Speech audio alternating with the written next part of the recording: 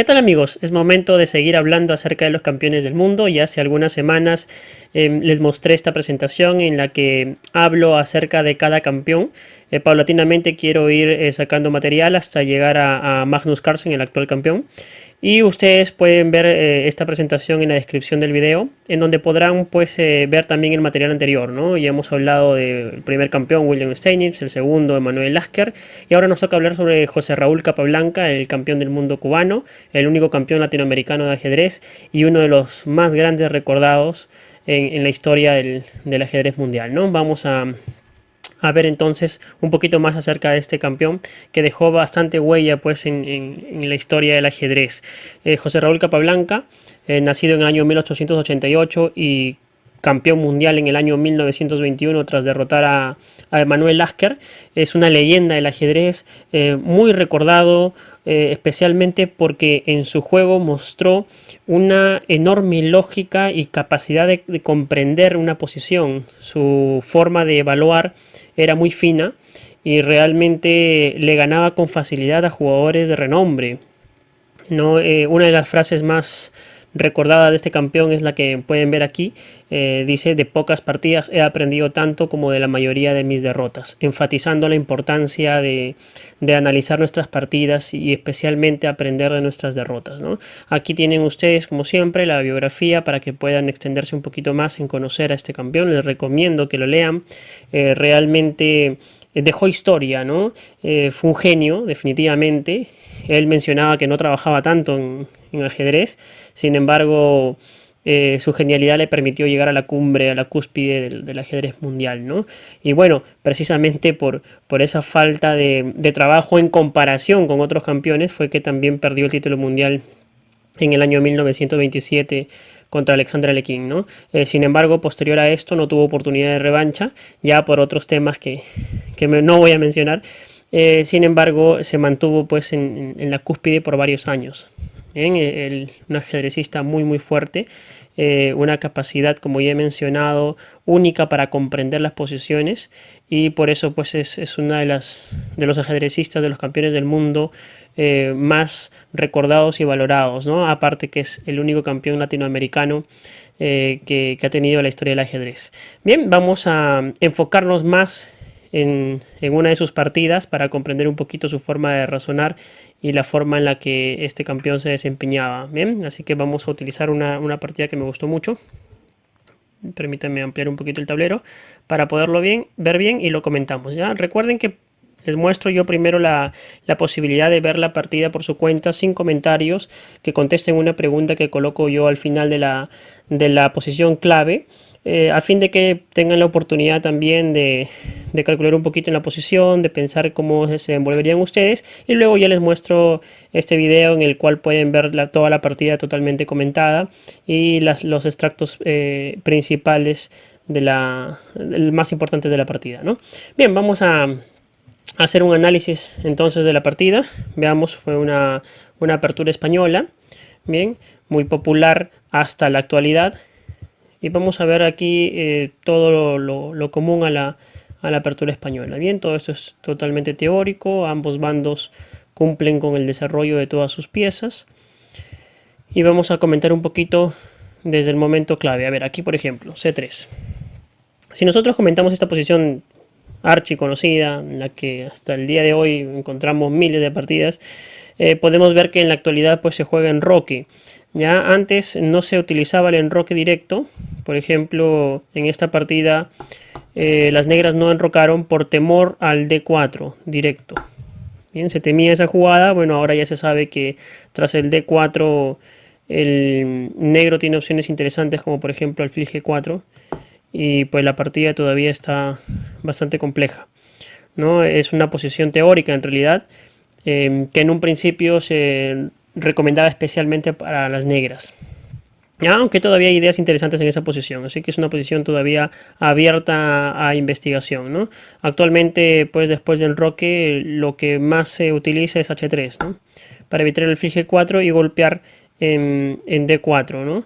Ahí viene caballo A5, por ejemplo, alfil C2, C5 y la famosa variante de Chigorin, ¿no? D4 es una posición muy famoso, en la posición donde encontramos muchísimas partidas del más alto nivel. Bien, pero como comenté, el negro no se enrocó y era normal no hacerlo en esta época porque se temía el D4.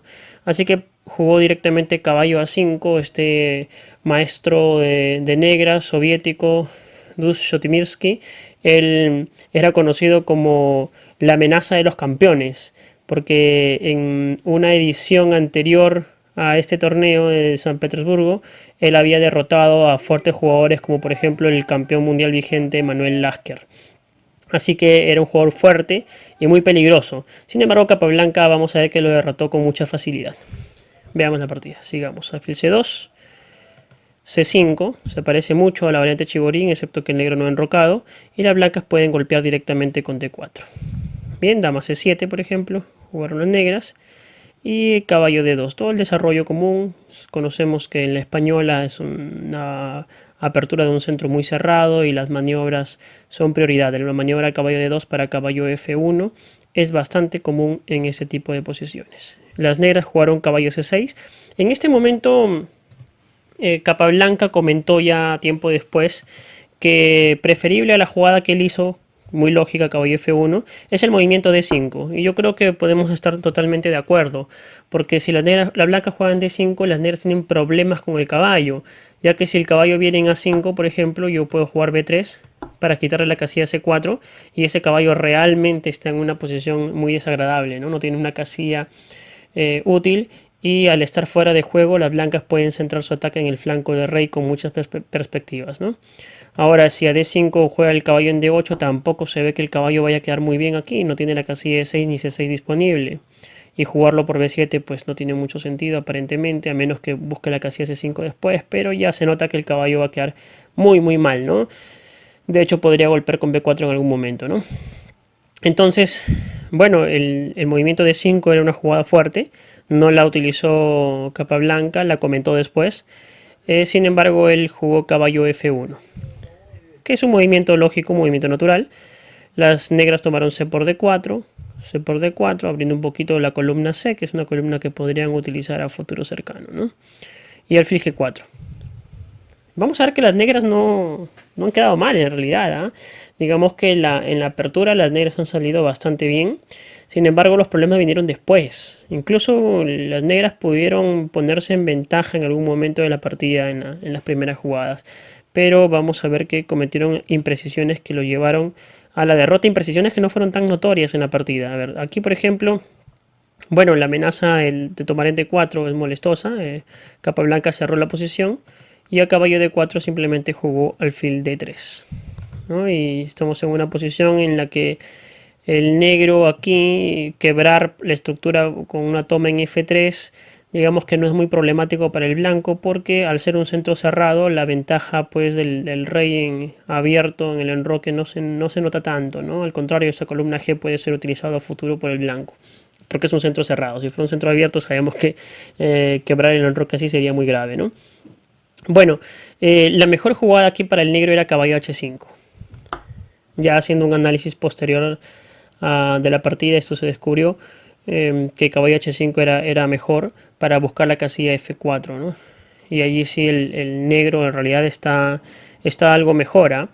Sin embargo, en Roque, pues, ¿quién va a criticar esa jugada? Aparentemente lógica, ¿no? Pero no era lo más preciso. Roque, Capablanca, alfil E3, continúa con su desarrollo con toda tranquilidad. Aquí nuevamente puedes pensar en quebrar la estructura. Por ejemplo, si caballo por F3, peón por F3 y alfil D7. Nada, el blanco simplemente tiene caballo G3, un futuro rey H1, torre G1. Y aunque la posición todavía es compleja, pero no se le ve mal al blanco. Así que no, caballo por F3 no fue considerado por el maestro como una opción apropiada en esta posición, ¿no? Él jugó torre AC8, que parece un movimiento muy lógico. Ya torre FC8 es mejor. Sin embargo, como mencionamos, Capablanca era muy fino en aprovechar errores pequeños del rival, ¿no? Hasta este momento, si nosotros analizamos ligeramente la posición, las negras no parece que hayan cometido algún error. Entonces, ¿cómo es que perderían la partida de la manera como lo vamos a ver. Fueron pequeñas cosas que se fueron acumulando y que Capablanca aprovechó de manera magistral, ¿no? Aquí, por ejemplo, la forma de aprovechar el torre a C8 es captura en D4. ¿Y qué pasa? Que el peón en D es un peón que va a ser una constante amenaza, un peón que va a estar en problemas siempre, y ese va a ser el principal dolor de cabeza de las negras por buen tiempo en la partida, ¿no? Aquí Capablanca golpea con A4 para debilitar aún más la estructura. Sabemos que si por ejemplo él captura en A4, el peón de A6 va a caer. Alfil por A6, así que va a quedar perdido, no puede. Y si se deja capturar, como pasó en la partida, que defendió el peón de D y el peón de B a la vez con la dama, bueno, le toma peón por peón, pero ya vemos que hay una estructura muy vulnerable. El peón de B5 puede ser atacado con facilidad en cualquier momento y el peón de D4 es de por sí ya muy vulnerable. Entonces puede surgir en cualquier momento un ataque doble, por ejemplo, a los peones, ¿no? Hay problemas, hay problemas. Capablanca jugó H3, exigiendo ya la definición de la estructura. Y bueno, el alfil pues capturar, por ejemplo, es lo que sucedió en la partida, pero si no lo hacía y jugaba alfil D7, el blanco tiene la maniobra caballo G3 y caballo E2, y este peón de D4 probablemente se va a caer. Sí, es difícil, es una difícil decisión, así que alfil por F3 parece obligado, ¿no? Dama por F3 y caballo D7. No pinta mal, ¿no? El caballo va a buscar la casilla de 5, no es una casilla fuerte, está el peón en F2, el peón blanco. Sin embargo, es de todas maneras una interesante posición para el caballo muy central. Y también tengo la casilla C5 como otra alternativa, que fue de hecho la que se usó en la partida. Así que, nada, el negro no aparenta estar en una posición grave o nada por el estilo, ¿no? Pero vamos a ver que poco a poco fueron quedando peor. Vamos a ver, aquí Capablanca, torre S1, contesta y se opone pues a la columna, ¿no? Torre C1, caballo C5. Si jugaba caballo E5, analicemos caballo E5. La partida fue caballo E5, pero si caballo E5, que no se ve mal, bueno, yo puedo jugar, por ejemplo, dama E2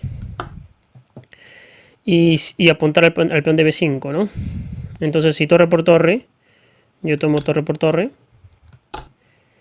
Y si caballo por alfil, dama por el peón de D4 en problemas. No le conviene cambiar caballo por ese alfil, ¿no? Pero alfil G5, por ejemplo. Aquí es interesante pensar un poquito en esta posición. Porque la jugada más fuerte es una jugada que no parece tan común. No parece lo lógico, en realidad. Lo lógico pareciera, pues, conservar la columna C y de repente hacer torre C2.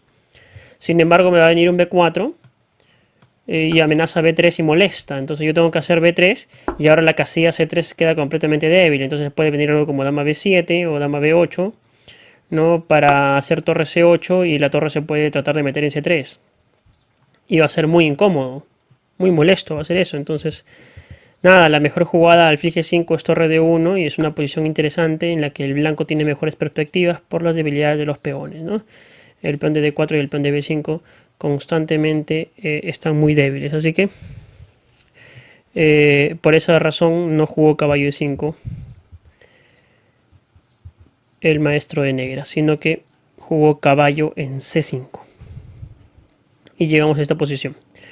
Bueno, acá lo expulsó con B4 y aquí comete el error que lo va dejando ya en una situación grave.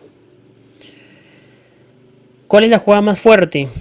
De nuevo, el error tampoco es aparentemente tan grosero. Sin embargo, vamos a ver que sí tiene una refutación muy fuerte.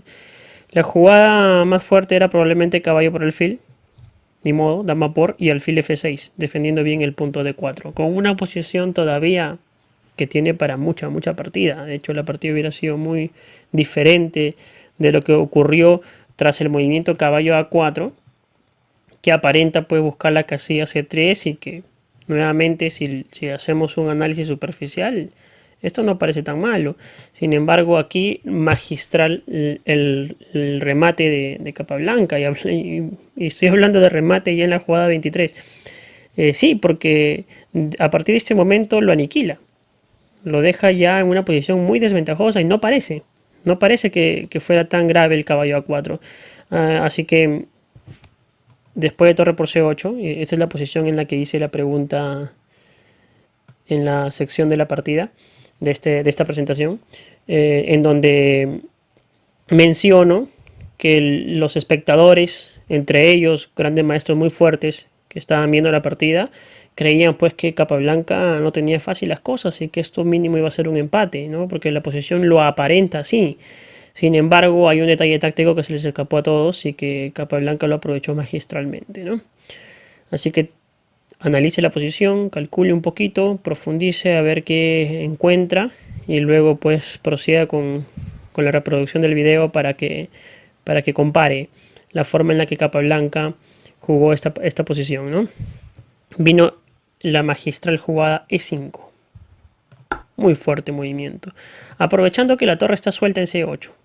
Ese es el gran problema. La torre está suelta en C8 y se presta para un dama F5, ataque la torre y ataque el punto H7, ataque doble, ¿no?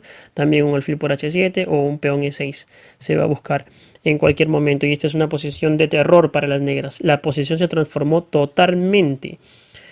Pensemos, ¿cómo podrían defenderse? La jugada de la partida fue G6, que definitivamente es la jugada más fuerte para el negro. No le va a salvar la partida. Sin embargo, no veo nada mejor. Por ejemplo, D por E5 descartado, dame F5 y la partida se terminó. Ataque doble. Mover la torre. Tengo dos opciones. Por ejemplo, si la hago en E8, bueno, E6. Amenazo entrada en F7. Tiene que tomar, tiene que capturar. Entonces F por E6 y tengo dama H5. Atacando la torre en E8 nuevamente suelta y el peón de H7. Y bueno, si G6, esto ya es historia. Alfil por G6, H por G6, dama por G6 jaque. Tiene que defender la torre y D por E6, acabando inmediatamente la partida, ¿no? Entonces se terminaría muy bonito. Torre E8 no sirve. Ya, torre E8 no sirve. Torre en F8 para que la torre no esté suelta. Vamos a ver, torre en F8. Igual E6. Impresionante. Impresionante el movimiento, ¿no? Porque aparentemente estoy abriendo la columna de la torre negra. Pero después de F por E6, insisto con este dama H5, ¿no? Muy fuerte el dama H5. No hay cómo defenderlo. Si hago G6, dejo todas las casillas claras completamente débiles. Así que G6 es la opción más razonable. Pero el sacrificio de nuevo, alfil por G6, peón por, dama por G6, rey H8. Y esto es temático, ¿no? Ahora solamente hay que buscar el pase de la torre. Así que la torre puede encontrar E1 con idea de E4. Nada, perdido, totalmente perdido. También torre por E6. E5, torre 4. Torre 4 y esto se terminó, ¿no? Amenazo dama H6 jaque, rey G8, torre G4. Si rey F7, dama G6, mate. Si torre F4, para impedir que la torre pase, tengo dama E8 jaque.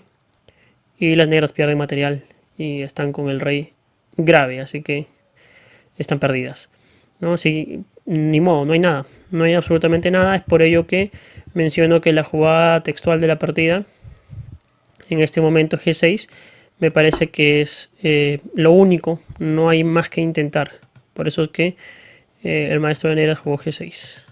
Como remató la partida Capablanca, le lanza igual E6, ¿no? La idea era esa desde un principio.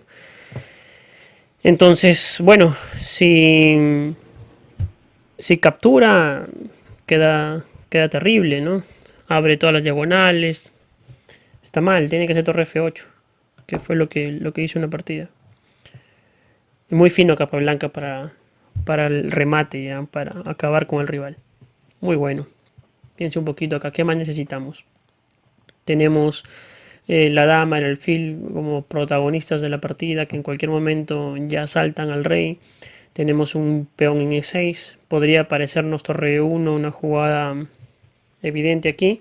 Sin embargo, Capablanca hizo caballo G3 sumando el caballo también al ataque y buscando detalles tácticos que lo vamos a ver dentro de muy poco. Por ejemplo, si F por E6, dama G4. Y amenazo alfil por G6 y amenazo dama por E6 jaque. No, está muy mal. ¿Y qué otra cosa puede hacer?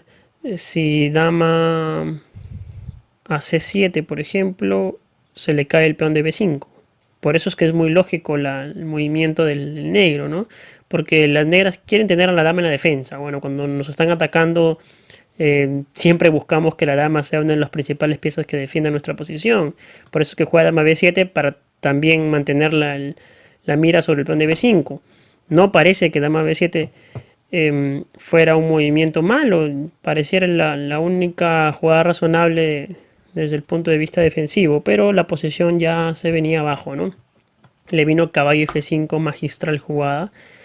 magistral jugada porque ya el caballo se suma de manera mortal al ataque. No puede tomar G por F5, eso que está clarísimo. Tomó dama por F5 y el mate es casi inevitable. Tendría que salir con el rey de paseo, pero un rey de esta manera naturalmente se va a encontrar con el mate, peón, por ejemplo. Ya buscando el mate con dama F5, dama G6. Tendrá que comer torre por F7. Bueno, dama G6 jaque, el rey se va de paseo y es natural que ese rey muera en el centro, ¿no? Y ahí está, murió, ¿no? Jaque mate. Entonces sí, no se podía. No se podía capturar el caballo, intocable el caballo en la casilla F5. Y de nuevo está completamente mal. De repente rey H8. Tal vez era la jugada más fuerte. Le puedo hacer dama G4 tocando el peón de D4 amenazándolo con jaque. No, está muy mal. Pero rey H8 me parece un poco más resistente, ¿no? Él tomó F por E6 y permitió un remate muy simpático, ¿no? Porque le toman D por E6, entendiendo pues que si dama por F3 viene caballo por E7 jaque intermedia y después captura la dama, ganando la partida, ¿no? Así que él juega dama C7 y viene un bonito remate. Dama C6. Dama C6. Si dama por dama, caballo por alfil jaque y caballo por dama, quedando con pieza de ventaja y la partida completamente ganada. Si alfil D8, que no fue lo que ocurrió, viene la simpática E7. Bonito remate, ¿no? Bonito remate. ¿Qué va a jugar ahí? Si G por F5, dama D5 jaque. Pierde material. Y si dama por C6, captura el alfil, coronando dama y amenazando el doble en E7. Muy bonito. Está perdido. Está perdido, no puede. En la partida jugó dama de 8. Pero le vino ya caballo por E7. Dama por E7. Y le vino alfil por B5. El caballo tiene que moverse. Caballo C3. Dama D7. Entrando ya a una posición finiquitada, ¿no? E7 y E8. Es imparable, básicamente. Caballo D5 quizás, pero torre... Puedo atacar el caballo, o torre A6, ¿no? Y se le cae el peón de D6 y voy a atacar el caballo también. No, la situación es muy grave, ya tranquilamente podría rendirse en este momento. Sin embargo, jugó todavía un poco más, hizo torre B8, E7 y acercó el rey. Todavía no le corona, primero le juega torre E1 para ganar la torre líquida. Hizo torre E8 para que sea de calidad, pero alfil por, rey por, torre E6. Y está completamente perdido, ¿no? D5, el rey se acerca para detener a un peón que se pueda poner peligroso. Se siguió acercando un poquito más y ya esto está terminado. Caballo A6, B5, caballo B4.